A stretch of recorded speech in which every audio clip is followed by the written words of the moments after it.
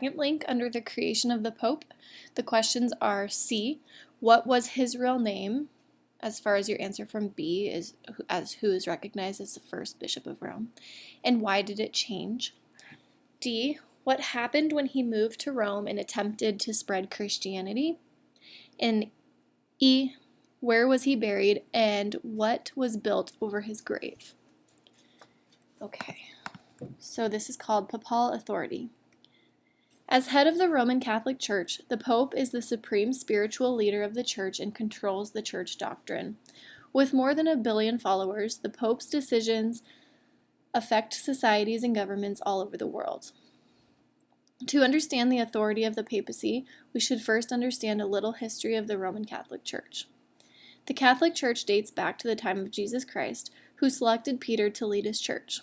Peter's original name was Simon.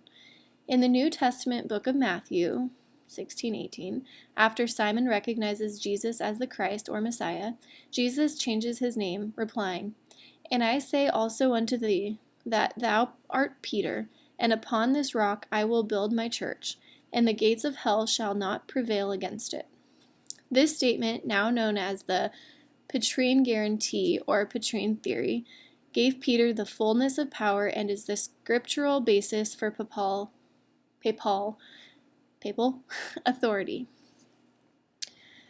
Most theologians believe the rock of which Christ spoke is Peter himself. Peter's name in Aramaic is Cephas, a word meaning rock. Aramaic is the language that Jesus spoke. Knowing this, Matthew 16:18 can be interpreted as Jesus saying that he is building his church on the strength of Peter. Further evidence of this conferment of power is in John 21:15-19, when Christ tells Peter, "Feed my sheep." Upon his ascension, Peter became the undisputed leader of the group of followers of Christ. At some point in his life, likely near the end, Peter moved to Rome to spread the word of Christ, according to the Catholic Encyclopedia.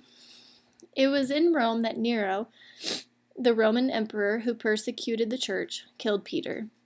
Tradition holds that he was crucified upside down. Through his death, Peter became a martyr. His body was buried on Vatican Hill, and St. Peter's Cathedral was later erected over his grave. During his life, Peter was never officially the Bishop of Rome or the Pope, but in honor of his work and his role as the head of the church, he is recognized as the first Pope. Every Pope since Peter is considered the immediate successor of Peter, and not of that Pope's immediate predecessor.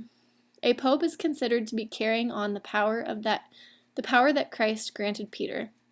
Today, a great number of the Pope's powers are derived from the Petrine Guarantee, which is etched in Latin around the dome of St. Peter's Cathedral. The Pope's powers were bolstered in the First Vatican Council of 1870, when 433 bishops passed the decree of papal infallibility.